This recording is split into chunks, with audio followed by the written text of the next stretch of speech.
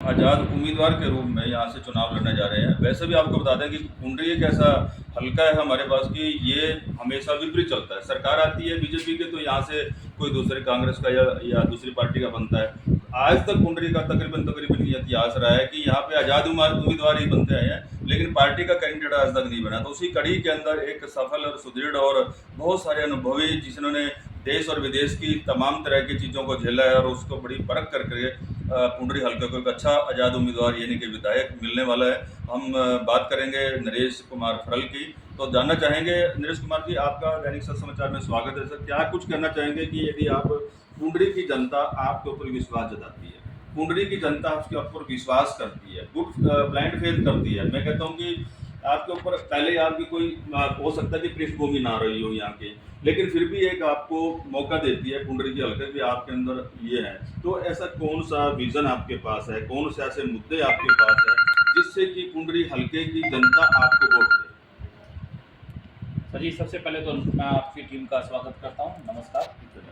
तो सर जी, सबसे पहले अगर कुंडली की जनता मेरे को आशीर्वाद देती है और मेरे साथ जुड़ती है और मेरे को एक जो हमारा ध्येय है उसमें सफल करती है, तो मैं आज आपके चैनल के माध्यम से इतना विश्वास दिलाता हूँ कि मैं मेरे साथ जुड़ने वाले बच्चे, बूढ़े, बुजुर्ग, हम उम्र सबका सबका सम्मान करूँगा और सबके लिए तन मन धन से हर तरह से न्यौछावर रहूँगा। और जितनी भी विचारधारा, जो भी मेरी विचारधारा, जो भी मैंने सीखा और कमाया है, वो सब आने वाले 25 साल राजनीति के मैंने अपने आज आज तक का मंतव्य 25 साल उनके नाम पर। जी। ऐसे कौन सा आपके पास विजन है, ऐसे कौन से आपके मुद्दे हैं कि जो आज तक के विधायक है वो हल्के में नहीं देख पाए हैं? ऐसा आपने क्या कमियां नजर आई हैं कि हल्के में ये होना चाहिए था, ऐसा आज तक नहीं कर पाए हैं? ऐसा कौन सा मुद्दा है जिस पे आप लोग आपके ऊपर प्रभावित हों, लोग उस चीज को देखते हुए, आपकी बातों को समझते हुए, आप जो करना जा रहे हैं उस चीज को समझते हुए आपको वोट देंगे? तो जी, अभी तक जो मैंने अपने हलके का एनालाइज किया है, जितने लोगों से मिला हूँ, सबसे बड़ी जो इस हलके की जो बदकिस्मती रही है, वो ये रही है कि यहाँ के आज तक के जितने भी उम्मीदवार रहे हैं, उन्होंने इस हलके को किसी ना किसी अपने व्यक्तिगत स्वार्थ के लिए या किसी भी मुद्दे के आधार पे समाज को बांटा है। यहाँ पे जातिगत समीकरण, एक बिरादरीवाद जिसको हम बोलते हैं, एक दूसरा सबसे बड़ा जो यहाँ का मतलब इस हल्के के पिछड़ने का कारण है, वो है पीड़ित की राजनीति।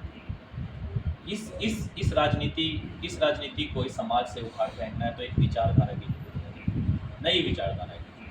मैं लोगों के बीच में जाके लोगों से सिर्फ एक ही प्रार्थना करता हूँ कि आप जिसके जिसके साथ में भी जुड़ रहे हो, फैसला यहाँ की जनता बढ़िया करती है। वो एक आज़ाद कैंडिडेट चुनती है, उनका किसी पार्टी की तरफ ध्यान नहीं होता, उनका कैंडिडेट पे ध्यान होता है। तो मेरा सिर्फ एक चीज़ है कि आप इलेक्शन से पहले सिलेक्शन पे जोर लगाओ। जो भी कैंडिडेट आपके बीच में आया उसको सेलेक्ट करो, उसके विचार सुनो, उसके विचारों की, क्योंकि विचार ही आपको तरक्की और उन्नति की तरफ लेके जाएंगे। आपके मन में क्या है, आपके शब्दों से, आपके विचारों से पता लगेगा। जितने ज़्यादा आप कैंडिडेट के साथ में वाद विवाद करोगे, उतने उनके विचार सामने आएंगे और विचारों से ही वो तरक्की के रास्ते खोल सकते हैं। जी। नरेश जी, आपका पूरा इंट्रोडक्शन क्या है, आप कहाँ रहते हैं, जनता आपसे कहाँ आपसे मुलाकात करे, आपसे कम्युनिकेशन करे? तो और जो पुंडरी हल्के का जो ये कह लें कि कितने गांव हैं, कितनी यहाँ की संख्या है, कितने लोग बेरोजगार हैं, क्या आप उनको एजुकेशन के मामले में सपोर्ट करने वाले हैं, क्या विकास के मामले में सपोर्ट करने वाले हैं? तो किस तरह से अपना एक पूरा परिचय जरूर दीजिएगा एक बार हमारे जनता सर जी, मेरा नाम नरेश कुमार है। मैं बेसिकली जो मेरा जन्म स्थान है वो नैना दोस्त है, जो 4-5 किलोमीटर दूर पड़ता है कुंडली गांव से। वो मेरा पैतृक गांव है। उसके बाद पिछले 7-8 साल से मैं फरल गांव में गौशाला बना के और वहीं पे निवास स्थान कर रहा हूँ। पिछले 7-8 साल से फरल गांव मेरा निवास स्थान है। इस बार मैं हल्का पुंडरी में आज़ाद उम्मीदवार नरेश फरल के नाम से, नरेश कुमार फरल के नाम से इलेक्शन लड़ रहा हूँ। और मेरा जो व्यक्तिगत पता है, जो इस टाइम पे तत्कालीन पे गांव फरल है, फरल में गौशाला है, इसका नाम है आर्यावर्त गौशाला। वहाँ पे मेरा निवास स्थान है। कुंडली में एक मेरा कार्यालय है जहाँ पे मैं बैठता हूँ, लोगों से संपर्क करता हूँ। वो सब्जी मंडी के पीछे श्री ब्रह्मानंद कॉलोनी है, उसके अंदर। उसके अलावा जो मेरी पर्सनल योग्यता, शैक्षिक योग्यता के बारे में बात कर रहे हैं, जो मेरे सेक्शन संस्थान थे, मैंने डीएवी कॉलेज से ग्रेजुएशन करी, डीएवी कॉलेज कुंडली से। उसके बाद कुरुक्षेत्र यूनिवर्सिटी से post graduation English, post graduation in MA psychology. उसके बाद में ऑस्ट्रेलिया में दो डिप्लोमे करे, diploma in community welfare, diploma in business management, और एमटीयू यूनिवर्सिटी यहाँ कुरुक्षेत्र से ही मैंने डिप्लोमा करा, डिप्लोमा ना किया। उसके बाद 2007 में मैं ऑस्ट्रेलिया चला गया। ऑस्ट्रेलिया में वहाँ पर मैंने सबसे पहले जाके लोगों के साथ में अपनी कम्युनिटी वेलफेयर की स्टडी के दौरान लोगों के साथ में कनेक्टिविटी करी, अपने जो समुदाय के लोग थे उनको अपने साथ में जोड़ा, उनकी जो बेसिकली जो ज़रूरतें होती थी, किसी जैसे नए कस्टमर जो इमिग्रेंट होके गए हैं, नए बच्चे जो इमिग्रेंट होके गए हैं, उनके लिए जॉब ढूंढना, जॉब के अवसर, अकोमोडेशन ढूंढना, मतलब समाज के साथ में जुड़ाव किया। तो उनको जितना जितना मेरी योग्यता थी उनके आधार पे मैंने उनको सेटल किया। कम से कम 500-700 लोग मेरे साथ में इस टाइम भी कनेक्टेड हैं जो मेरे लिए या मेरे थ्रू काम कर रहे हैं। उसके अलावा ट्रांसपोर्ट का बिज़नेस किया मैंने। ट्रांसपोर्ट के बिज़नेस के बाद में कंस्ट्रक्शन का बिज़नेस, अभी करंट में मेरी ऑस्ट्रेलिया में कंस्ट्रक्शन का बिज़नेस। 2021 में मेरे पिताजी की मृत्यु के बाद, मतलब आकस्मिक मृत्यु हुई, उसके बाद में मैंने काफ़ी कुछ सोचने समझने के बाद में परिवार की जिम्मेवारियाँ, समाज के साथ में जुड़ाव, जो कि मेरे पिताजी समाज में जुड़े हुए लोग थे, उनके साथ में जुड़े हुए लोग थे, तो उनकी सोच, उनके दृष्टिकोण के पॉइंट ऑफ व्यू से मैंने एक निर्णय लिया कि मैं वापस अपने लोगों के बीच में जाऊँगा और अपने दायित्व जितने मेरे पिताजी ने मेरे को जो जिम्मेवारियाँ दी हैं उन सबको पूरा करने का भरसक प्रयास करूँगा। लेकिन उसके बाद 2-3 साल कोरोना की वजह से हम यहाँ पे आ नहीं पाए। तो पिछले साल मैंने निर्णय करके ऑस्ट्रेलिया की नागरिकता का चयन किया। अब मेजॉरिटी ऑफ टाइम मैं अपने लोगों के बीच में रहूँगा। उसी लोगों के साथ में कनेक्टिविटी के आधार पर मैंने निर्णय लिया कि मैं राजनीति में आऊँगा, और राजनीति में मैंने ये प्रयास किया। अब रही बात विज़न की, तो मेरे हिसाब से इस समाज को या इस हल्के की अगर हम बात करते हैं, विकास के लिए जो मेरी सोच है, जितने देशों के अंदर मैं गया हूँ, जितने देशों के साथ में मैंने एक्सपीरियंस किया है, डेवलपिंग कंट्री, जितने भी मैं यूरोप एशिया सोसाइटी इसमें भी मैंने काम किया है, उसके आधार पे इस देश का या इस हल्के का भला तब होगा जब हम लोगों का जीवन स्तर ऊँचा उठाएं। और जीवन स्तर ऊँचा उठाने के लिए उनके मस्तिष्क का जो सोचने समझने की क्षमता है, उसको एक कुएं के मेंढक की तरह सोचने की जरूरत है, उसको एक बाहरी आयाम देना पड़ेगा। क्योंकि आने वाला समाज, आने वाला जो देश है, वो ग्लोबलाइजेशन की वजह से वो कनेक्ट होते जा रहे हैं। अब यहाँ देश विदेश में आना जाना इतना मुश्किल नहीं रहा। आज से 10-15 साल, 20 साल पहले अगर यहाँ से कोई दिल्ली में चला जाता था ना, उसके लिए बहुत बड़ी बात होती थी। आज तो विदेशों में जाना कोई हर घंटा दूसरे घर से कोई ना कोई बाहर जाए। तो हमारे बच्चे जो बाहर जा रहे हैं, उनके लिए अच्छी फैसिलिटी जिसकी वजह से वो बाहर जा रहे हैं, इंफ्रास्ट्रक्चर सेट करना, उस सब के लिए उनका दृष्टिकोण सेट करना सबसे पहले। अगर हम बात करते हैं कि यहाँ पे बेरोजगारी है, बेरोजगारी का कारण क्या है, मेन कारण क्या है कि हमारे बच्चों का जो मानसिक लेवल है, जैसे वो इंडस्ट्री लेवल है, उसके साथ में मैच नहीं करता।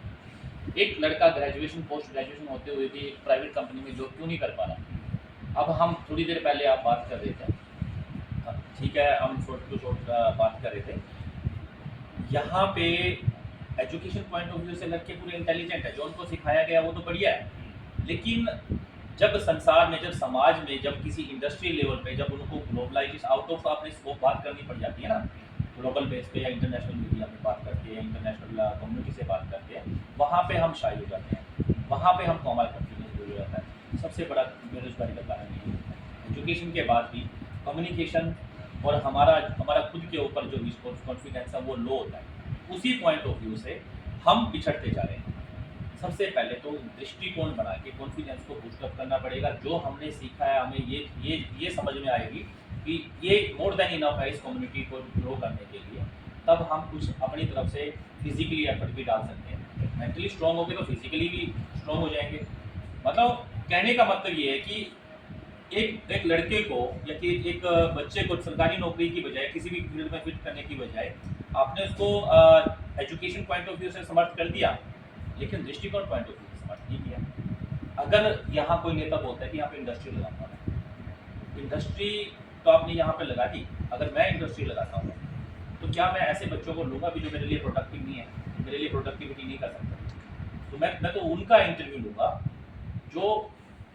जो मेरे को प्रोडक्शन ला के देंगे। अगर मेरे बच्चों की एजुकेशन मैच कर रही है और उनकी मेरे बौद्धिक स्तर इस लेवल का नहीं है कि मेरे लिए प्रोडक्शन करे, तो मैं उनको नौकरी नहीं लूँगा। मैं नौकरी बाहर से बंदों को मतलब बुलाऊँगा, और वो बाहर से आएंगे और मेरे स्टेट में बैठ के इन लोगों के ऊपर राज करेंगे। जैसे पंजाब में चल रहा है एजुकेशन, वो उसके लिए एग्रीकल्चर के लिए बाहर से यूपी बिहार से लोग गए, आज वहीं के जिम्मेदार बने हुए हैं। तो सबसे पहले सर्वांगीण विकास के लिए मानसिक विकास बहुत जरूरी है। और मानसिक विकास ऐसा नहीं है कि हमारे लोग मंदबुद्धि हैं, ऐसा नहीं है। बस उनको जो इंटरनेशनल लेवल का जो स्किल है, यही बच्चे जो यहाँ पे कुछ नहीं कर पा रहे, बाहर जाने के बाद में लाखों करोड़ों रुपए कमा रहे हैं, वहाँ पे जाके उनका मानसिक विकास हो जाता है, उनका दायरा बढ़ जाता है, सोचने समझने का, देखने का। दुनिया को जब देखते हैं, उनके बीच में जब अपने आप को प्रेजेंट करते हैं, अपनी जगह देखते हैं, तो वो दे हैव टू फोर्स, उनको अपने आप को फोर्स करना पड़ता है। They have to force themselves कि वो उस सिचुएशन के अंदर अपने आप को फोर्स करते हैं, मेहनत करते हैं। कोई भी किसी भी तरह का काम होता है, दिन रात, और उनको तो बस काम से मतलब होता है, अपने आप को खुद उस तरह का आईक्यू अगर हम इन बच्चों के बीच में पैदा कर पाए ना, तो आप उसके उन्नति के रास्ते तो ये अपने आप खोलते हैं बाहर जाने के लिए। जी देखिए, नरेश कुमार जी ने बड़े अच्छे एक्सप्लेन से आपको जानकारी दी है और मोटिवेशन भी किया है, खास करके यूथ के बारे में बहुत अच्छी जानकारी दी है। और हम उम्मीद करेंगे कि अब चुनाव प्रचार के दौरान जो हम गाँव के अंदर या कस्बों के अंदर या आसपास के सराउंडिंग वार्ड वासियों को जो हम एक अच्छी नैतिक शिक्षा के नैतिक मूल्यों की अगर हम बात करने वाले हैं, तो नरेश कुमार जी का जो एक्सपीरियंस है वो हमें काफ़ी बेनिफिट दिलाएगा और काफ़ी लोगों को, युवाओं को इससे प्रेरित होगी, ताकि लोग बाहर ना जा करके अपने देश और अपने गांव में और अपने कस्बों में रह करके यहीं पर स्थापित होकर के यहीं पर एक अच्छा आयाम पैदा कर सके, अच्छा एक प्रोग्रेस करें और पेरेंट्स के बीच में रहे। क्योंकि एक बच्चा होता है, अगर पेरेंट्स से कुछ हो जाता है तो वो बच्चे कुछ भी नहीं कर पाते या पेरेंट्स कुछ भी नहीं कर पाता, बड़ा लाचारी। और माँ बाप का एक सपना होता है कि बच्चा मेरी बड़ा होकर के मेरे बैसाखी बनेगा, मेरी लाठी बनेगा, लेकिन ऐसा होता हुआ दिखाई नहीं दे रहा। ये बहुत बड़ी गंभीर समस्या देश के लिए। तो उसी कड़ी में नरेश जी के पास जो काफ़ी अच्छा विजन है, इन्होंने बहुत अच्छा प्लान तैयार किया है ऐसे युवाओं के लिए, यूथ के लिए, और प्रोजेक्ट के मामले में, एग्रीकल्चर के मामले में तमाम मुद्दों को लेते हुए अब फील्ड में जा रहे हैं। और हमें काफ़ी हल्का वासियों को ये प्रेरणा भी मिलेगी और बेनिफिट भी मिलेगा कि बाहर लग्जरी लाइफ छोड़ करके हमारे ग्रामीण उसमें आवेश में रह करके, ग्रामीण तबकों में रह करके, एरिया में रह करके यहीं पर अपना एक अच्छा समावेश करेंगे। ये हमारे लिए बड़ा एक अपॉर्चुनिटी रहेगी। तो जुड़े रहिए अगली खबरों तक। बंसीलाल मचाल, समाचार, ढूंढ रही है हरियाणा।